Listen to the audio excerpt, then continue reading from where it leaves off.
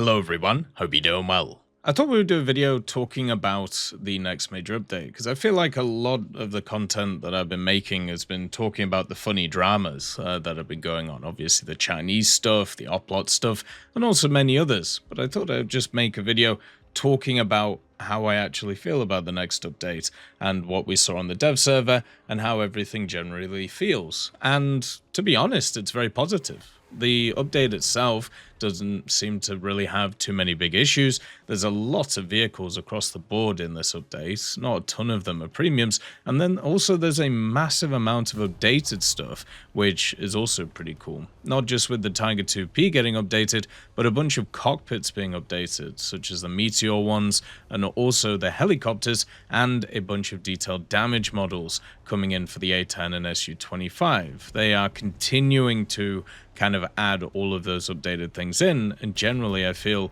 it's really nice to see. Now this update itself is very vehicle centric. When it comes to all of the other changes in the game, there isn't a massive amount of them that are huge. Instead, what you basically have is a few changes to the kind of different models, and then a few changes here and there when it comes to rounds or when it comes to certain systems where, but there's nothing huge that actually will massively affect the game and how it's played. And I feel like because of that, since there's no new massive mechanics or massively updated mechanics or anything like that, there's going to be a lot of people who are kind of down on this update, and I feel like there's not really a need to be. This update itself, bringing in the changes to the spawn points, that's one of the big mechanical updates to it, then also bringing in some new victory marks, which should be quite fun in order to grind out, and also the daily and special changes do fundamentally change the game for a lot of people, but it isn't anything massively new in terms of like general, missile mechanics or different stuff. It's just a continuation of what we've seen before. And so I don't envision this update having a massive amount of bugs. Of course, it'll probably have the initial game-breaking bugs that always seem to come around when it comes to these updates, but after that, it won't be too bad. So since this update is heavily vehicle-focused, I thought we would kind of chat about the vehicles themselves. For aviation, there isn't a ton of stuff that really kind of stands out to me as that interesting apart from the new mosquitoes. It's lovely to see all of the new mosquitoes, and I hope that they actually find their place in the game properly. The current mosquitoes that are in the game, they're in this kind of weird spot where they're not really too useful at anything because of the simple fact that they're kind of multi-role vehicles. And when you're a multi-role vehicle in War Thunder, that normally means that you're not very good, because there are specialist vehicles that get played that counter what you do.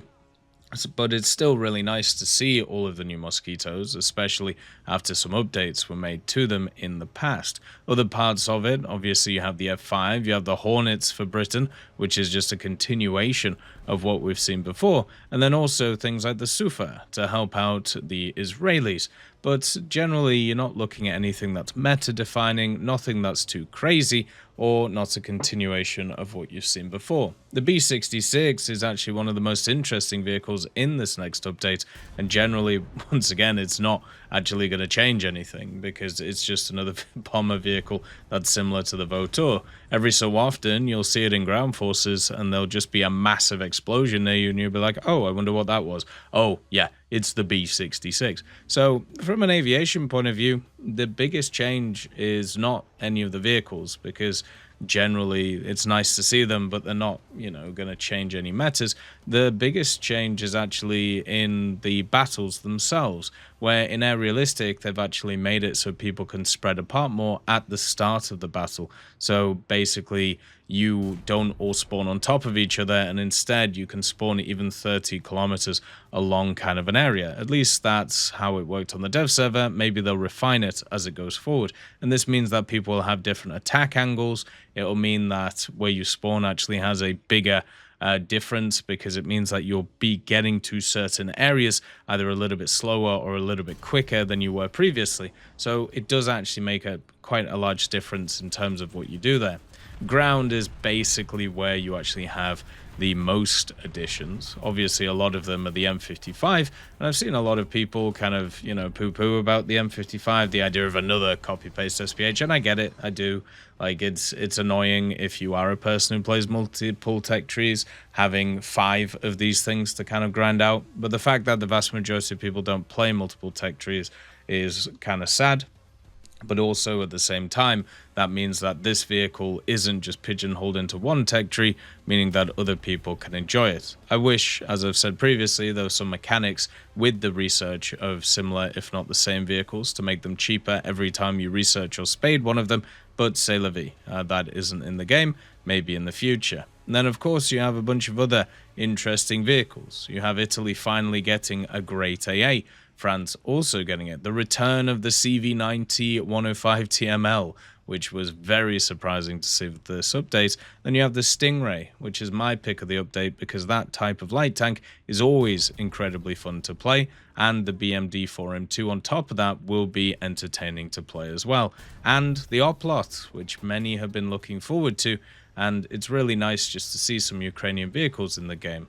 Obviously, with the invasion of Ukraine, it was always kind of a wonder how they were going to get Ukrainian stuff in the game.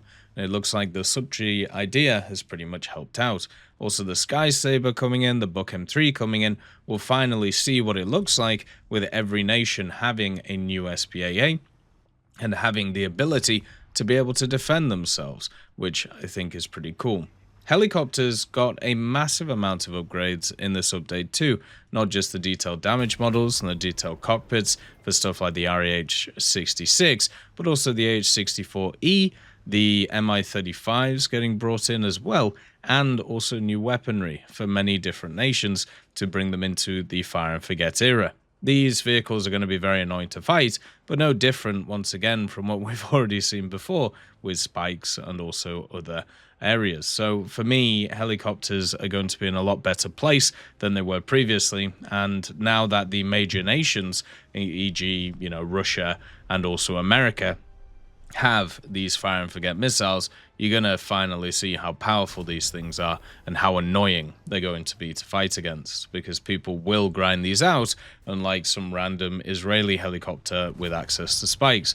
Naval is actually the most disappointing part for me when it comes to this update, and I know that sounds really weird because, obviously Naval had a very large update last time. But usually when a part of the game gets a big update, the follow-on update kind of adds to the areas that was added too. And with Naval, they obviously got a bunch of big battleships pushing the BR to 8.7, leaving a lot of holes at the highest area of the tech tree. But if you have a look at the naval vehicles they're actually adding in this update, you have the Charles F. Adams destroyer, Z-51, another destroyer, MPK-33, that's a frigate for Russia.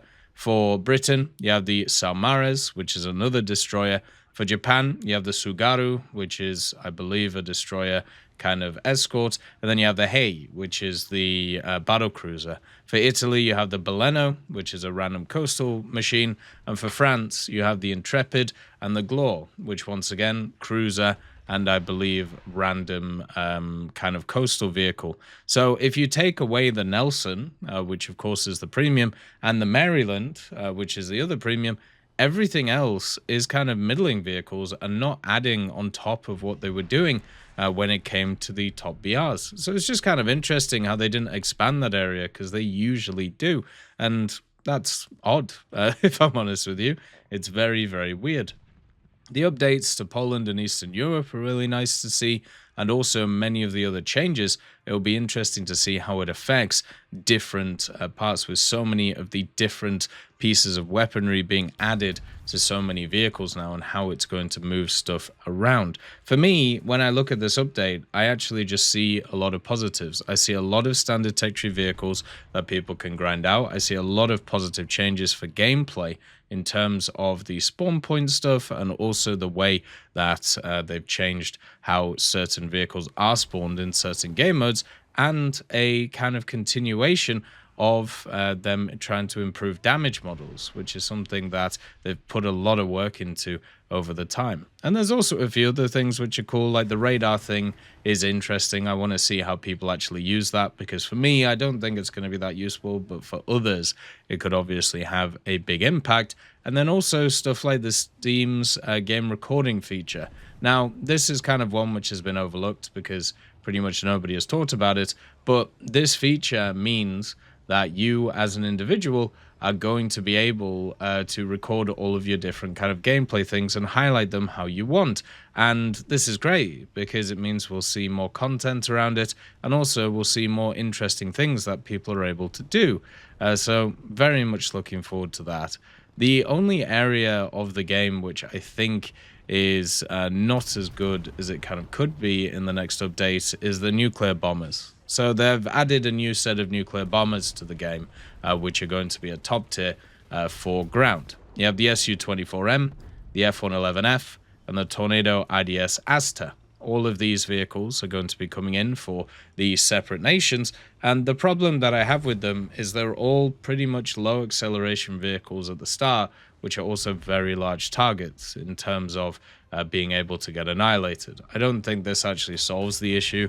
It obviously makes it a little bit better, but with all of these new AAs coming in, and also at the same time with how poor the Su-24M is, and also the F-111F in terms of trying to get up to speed and going, especially since when you actually spawn in a new plane, they spawn with 100% fuel.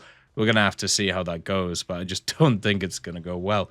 It's obviously better than it was, but the question is the improvement big enough to actually make it interesting for people, or are they going to run into the same issues? And in my opinion, I think they're just going to run into the same issues. So who knows? Maybe it'll change, but I don't think it will.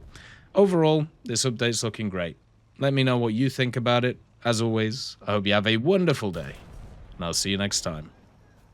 I'd just like to thank GMG Smiley, CD Beans, Chieftain Mike, EMN3 Galaxy, Tulio Pontecorvo, Brendan Quinn, Carrion Crow, Gus Irenicus, Pyman, Wartinder, Teddy, Daniel Stanton, Martinez, B. Young, Ozzy Panzer, Alan Hacker, Liam Shear, Opium Prime, Lafouche, Sem Aslan, Uncle Bean, and Derek R.